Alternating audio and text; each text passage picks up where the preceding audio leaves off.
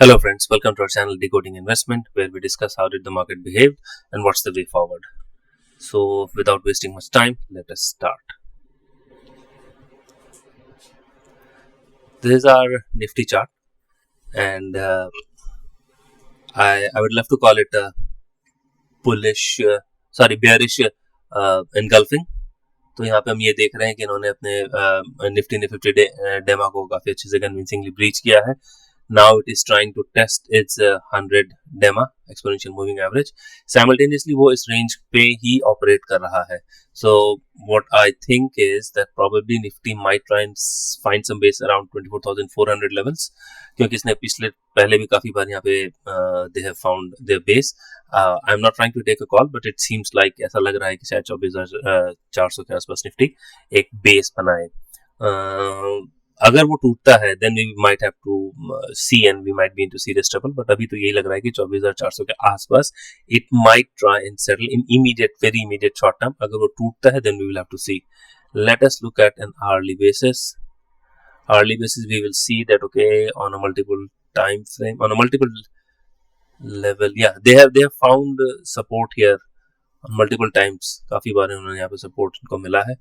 So probably it might, fingers crossed, it might find some support at 24,400 level. अगर वो टूटा then we will have to see. अब मैं एक और चीज यहाँ पे हाईलाइट कर दूं कि पिछले 3 हफ्ते से 5 हफ्ते से निफ्टी ने कंसेक्यूटिवली रेड कैंडल बनाया है. Now last time we see here, यहाँ पे 1 2 3 4 चौथा 5वां थोड़ा सपोर्ट, छठा 7वां. So this is पहले इन्होंने हिस्टोरिकली एनिक्डोटली ये है एक हिस्टोरिकल जहाँ पे हम एक आइडिया ले सकते हैं, but for now this is what the status is कि पिछले 5 हफ्ते से निफ्टी नेगेटिव क्लोज हो रही है. So this is not good for the market, but we will have to see. This is the range 24,400 is what we see. अब अगर उससे नीचे जाता है then we will have to take a fresh look and Nifty might then be into serious trouble. Coming back to Bank Nifty again is relatively showing some sign of resilience, but again वो भी काफी ज्यादा negative लग रहा है, क्योंकि एक भी दिन इतने टाइम फ्रेम में कभी भी हमने ये नहीं देखा कि उसने पिछले दिन के हाई के ऊपर जाकर के बंद हुआ. for any day it is not done that. It is trying to find some support here पिछले दिन के क्लोज के पास, but it is again a bearish marubozu, और अब वो इस रेंज के आसपास ही ऑपरेट कर रहा है. तो अभी तो मुझे लगता है कि शायद ही 55,000 के आसपास का एक सपोर्ट ले, but we will have to be sure about it once we see a closing above Friday's close. वो थोड़ा मुश्किल लग रहा है, बट हाँ शायद ही कंसोलिडेशन का रेंज हो, we can not say, but अभी तो लग रहा है कि शायद ही 55,000 का एक सपोर्ट हो, but it might breach as well. I am telling you, this is my take that probably there might be some 55,000 support, पर अगर वो उसको टूट जाएगा then we will have to see, क्योंकि उसके बाद फिर सपोर्ट बनता है आपका 100 डेमा का support is around, yeah, that's around 55,000 itself. तो यहाँ पे वो लग रहा है मुझे 54,800 या 54,800 के आसपास का एक लेवल का सपोर्ट बनता है. और अगर अब हम ये 1 घंटे का चार्ट देखें तो हम ये देखेंगे कि bank Nifty has found support multiple times in this range, so probably we can take some shy कि हाँ चलो शायद यहाँ पे कुछ एक सपोर्ट बन जाए. That is the story for Nifty and Bank Nifty. Both are negative and both are sentiment wise also they are negative. We'll have to see how it pans out. Let us jump straight to our data point, how we track it. So यहाँ पे ये हुआ है कि Friday की activity में FIs ने call बेचा है, पुट खरीदा है, HNI अदर्स ने कॉल बेचा है, पुट खरीदा है, रिटेल ने कॉल बेचा है और कॉल खरीदा है और पुट बेचा है. सो नेट यहाँ पे नेट वाई में again there short 77,000 FIIs, 2 lakh put long है, HNI अदर्स 16,000 कॉल शॉर्ट है और 2.26 लाख पुट लॉन्ग है.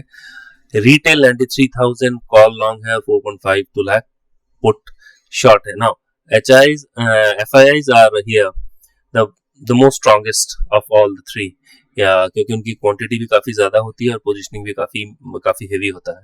तो इन तीनों में से हमने ये देखा, पहले FIIs और HNIs are short, retail is long. This is not good for the market. Prime FEC, this is what it looks. But we should also be considered that we are heavily oversold और हमारा FI का long short position 9% का है. Historically 9% जो है वहां से एक reversal indicate करता है. हमें देखना पड़ेगा. There has to be some news development and all those things. Then we'll have to see. Now index is driven by stocks, right?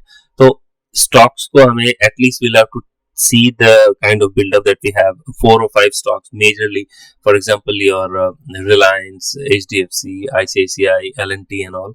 हमें ये सारे 4-5 stocks को देखना पड़ेगा ताकि इनका build-up कैसा बन रहा है फ्यूचर में. We'll start tracking that shortly as well. But let's come to FI position. FI is Thursday को हमने देखा था मंथली एक्सपायरी थी तो FI ने थोड़ा शॉर्ट कवर किया था. फ्राइडे को they have again started shorting and around 1.58 lakh contract short है.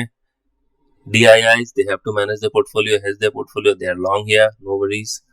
HNIs again, HNIs का भी पोजीशन काफी कम है, 11,000 कॉन्ट्रैक्ट लॉन्ग है तो उनका ज्यादा पोजीशन नहीं है. Retail on the other hand, retail का भी यहाँ पे लॉन्ग है. सो FI out of the 3-4 participant, FI is short, DI, HNI and retail are long. look at here cash activity में अगर हम देखा तो इन्होंने निफ्टी पे इतना सारा शॉर्ट किया है. they've shorted Nifty to the tune of 3250 crores. then comes bank nifty mid cap is also short, nifty next is also short. so overall this is the shorting position that FIIs have. future index पे जिन्होंने short किया है. now let's come to cash again. अगर हम ये छोड़ दें 1 2 3 4 5 6 around 6 days out of अगर मैं यहाँ से बात करूँ 30 जून से बात करूँ 30 जून से अगर मैं बात करूँ तो 6 दिन के आसपास वहां पे इन्होंने खरीदारी की है. बाकी they have all sold, they have sold more than what they have bought. और अगर मैं I have shared this data that पिछले 3-4 महीने जो मार्केट बढ़ी थी उसमें जितना बाइंग किया था उससे ज्यादा उन्होंने जुलाई में ही सेलिंग कर दिया है. so this is something what FIs are doing. so they are cash में बेचना like we'll have to see the first indicator here is that we'll have to see के FIs कैश में बाइंग शुरू करते हैं कि नहीं. अगर FIs have started buying in cash, this is the first indicator that probably market might consolidate before taking reversal. वो एक बार consolidate करे और तब वो आगे जाकर ऊपर जा सकता है, पर अभी तक तो ऐसा कोई साइन हमें दिख नहीं रहा है. Now let us go to one more thing, which is your just give me a second here. No, not this. I wanted to track here. I wanted to discuss. No, this is the VIX. This is your India VIX. India VIX का हमें ये देख रहे हैं कि option buying is relatively difficult. क्यों? क्योंकि यहाँ पे VIX is all time historically low. At least it has to rise some. ये थोड़ा सा बढ़े तो it becomes comfortable for somebody to get into options. वो option खरीद सकता है. Otherwise, this low VIX is not very good for option buyers. So we'll have to keep an eye on this as well. Now let us come to our option chain. Yeah, this is the option that we see. Option हम track करें 24,400 के call पे मैं अभी देख रहा हूँ कि अराउंड 250 रुपए इसका 24,400 का कॉल का प्राइस है, विच इज थोड़ा सा हाई है. मुझे ये लगता है कि शायद ये मतलब when the market are declining, जब मार्केट गिर रही होती है तो एटलीस्ट ये थोड़ा सा इसका आईवीज कम होना चाहिए. यहाँ पे अभी भी मुझे आईवीज ज्यादा लग रहे हैं, तभी प्रीमियम काफी ज्यादा है. नहीं तो इट शुडंट हैव हैपेंड कि इतना ज्यादा आईवीज बढ़ा हुआ हो. और यहाँ पे अगर हम कॉन्ट्रैक्ट देखें तो 3 lakh contract is only 3 lakh contract only outstanding, whereas on the put front, put का OI is 30 lakh contracts are outstanding, so it's 10 times the call का 10 गुना यहाँ पे OI standing है. तो probably शायद एक सपोर्ट यहाँ पे मिल जाए. लोगों को शायद लग रहा हो कि 24,400 एक सपोर्ट बन सकता है. that is why the call IVs are high, but we'll have to see. अगर ये वॉलेट होता है then we can see 24,200. ये हमें देखने को मिल रहा है. पर for now it seems that की कॉल के प्रीमियम हाई है. Bank Nifty is evenly balanced. It's like a monthly contract. A monthly contract है तो nothing much happens here on day-to-day basis.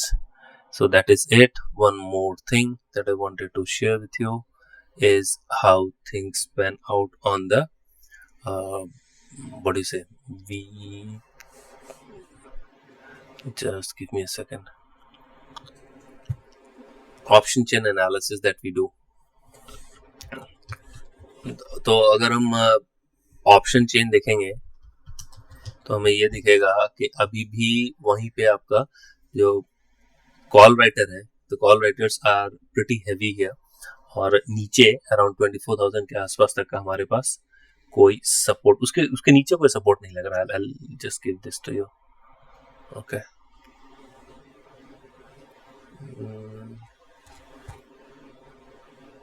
PCR, no. Y chart, yes, this is what we are. Now let us look at here. अगर हम यहाँ पे देखें, then we'll see that there are again a lot of call letters. ये काफी ज्यादा call letter यहाँ पे खड़े हैं, and then near time support यहाँ पे 24,200 के आसपास ही आ रहा है. तो अगर इट डजंट लुक गुड, हमें ये देखना पड़ेगा कि at least if not fall then Nifty has to consolidate. If Nifty doesn't consolidates then it becomes difficult for one to take a call. और यहाँ पे 24,400 अगर यहाँ पे अगर थोड़ा सा गया 24,000, ये तो 500 दिखा रहा है, बट माई टेक इज 24,400. अगर वो गया तो फिर then probably we might see 24,200 levels. We might test 24,200 levels. Now coming next is that we do track US INR थोड़ा सा वीक हो रहा है. थोड़ा सा हाँ, डॉलर हैज क्रैश, डॉलर थोड़ा कम हुआ है, डॉलर हैज वीकेंड हियर, और I will tell you the reason why it has weakened here. And then we also track crude oil has also fallen from high. अब ये crude oil जो है आपका 68,070 के आसपास से 65 के लेवल पे आ रहा है. 6970 से 65 के आसपास आ रहा है. और आपका INR जो US INR जो था वो 88 के लेवल के पास से आकर के 87 के पास आ रहा है. Now, why has this happened? This has happened for the fact कि अगर आप ये देखें फ्राइडे को क्या हुआ था. फ्राइडे को Dow Jones and all they all crashed. एक 2% के आसपास सब कोई बंद हुआ. Now why this happened? This happened is for because के फ्राइडे को यूएस का जॉब डेटा आना था which was expected to be more than 1 lakh. Now वो 1 lakh तो हुआ नहीं, it fell short by around 25,000. So people are of the opinion कि probably US economy is in some kind of trouble, and instead of expanding it is contracting. और ऐसे भी अगर आप गूगल करें then you'll get to know that probably in the next half of the year US economy is in contractionary mode. तो this spooked the sentiment. और उसके साथ ऐसा लगा कि ये जो हम एक्सपेक्ट कर रहे थे अभी तक यूएस इकोनॉमी एक्सपैंड करेगी, लेकिन वो जॉब डेटा के साथ एक सिंक में नहीं है. Job data is considered as the leading indicator where we see that okay if jobs are getting added then probably economy is expanding, which is not happening here. So it is again giving an indication that the economy is, everything is not good at US economy's front, and that is why market cracked. अब उसके बाद लेकिन इससे एक फायदा ये हो रहा है कि लोगों को लग रहा है probably the next rate cut, federal reserve rate cut की प्रोबेबिलिटी 81% हो गई है. अगर आप CME के डेटा में देखें then you'll see that 81% probability of US rate cut in the next Federal Reserve meeting. तो ये हो रहा है on this front. Now what do we make out of all these things? Now you'll take a look at the screen. I have just created some takeaways from here. Takeaway from here is that August expiry contract जो है that is 170.6 million contracts. ठीक है, total तीनों अगस्त सितंबर अक्टूबर का सबसे ज्यादा contract अगस्त में ट्रेड हो रहा है. ठीक है, future prices is a discount from the spot. अभी ये पता चल रहा है कि there might be some pressure in future as well. Market में थोड़ा फ्यूचर हो सकता है. कॉल्स ओवरऑल कॉल्स जो है 148 मिलियन कॉन्ट्रैक्ट्स और पुट का 84 मिलियन कॉन्ट्रैक्ट्स है. Now this indicates that there heavy call writing. यहाँ पे पता चल रहा है कि काफी ज्यादा हेवी कॉल राइटिंग. अब अगर जैसे मैंने बताया कि 95% of the open interest of the entire 3 month contract अगस्त में हो रहा है. Most of the traders are focused for this expiry. Very little anything beyond September, लोग देख नहीं रहे anything beyond September, they are just looking at August as well. तो this is indicating that okay, short term में तो हम थोड़ा सा weak ही है. Futures trading at a discount versus spot 1% discount है, तो वो bearish sentiment को indicate कर रहा है. So this is about future. Options QNS PCR की अगर हम बात करें, put call ratio की बात करें तो that is 0.57. This is below normal. Then what it is, I mean either it has to be in the range of 0.8 to 0.7 पर उससे नीचे है, तो this is again bearish. अब पुट कॉल रेशियो को अगर हम देखें कि ये बुलिश एक्सपेक्टेशन कर सकता है जब ये 9 से 0.9 से ऊपर जाए, पर अभी तो हमें यही लग रहा है कि there might be some consolidation to a negative bias. अगर वो उससे ज्यादा थोड़ा सा भी एक्सपेंड करता है, then there can be massive reversal as well. Why I'm saying this, because ये 0.9% जो है इसकी short ratio है, that is very very, I mean it's extreme. 9% ratio of shorting is extreme, so we will have to be watchful in near term. So this is the takeaway. Fresh call writing यहाँ पे हमें देखने को मिल रही है, क्योंकि कल जब फ्राइडे को मार्केट गिरी थी, then we saw that there are a lot of fresh call writing here, and put writing अभी सब्सटेंशियली नहीं हो रही है. 24,400 पे हमें देखना पड़ेगा कि दो there is writing but still the prices of call have not declined, so what kind of game it's going there वो हमें देखना पड़ेगा, क्योंकि 24,400 की अगर कॉल अगर 250 के आसपास चल रही है और हम hardly we are 150 points away from 24,400, इतना ज्यादा प्रीमियम देना for immediate expiry doesn't make much of a sense to me at least. तो हमें देखना पड़ेगा, but for now it seems like the trajectory of market is downside with the bottom at 24,400. I'm testing it, I'm not calling it, just mark my words, I'm testing it, I'm not calling it. We will have to see that if it's stabilized at 24,400 or not, or then if breached, if violated, then probably 24,200 is citable in the near term. Now that's all from my side. Thanks for watching. If you like the video, please do share and subscribe, and take care. Thank you.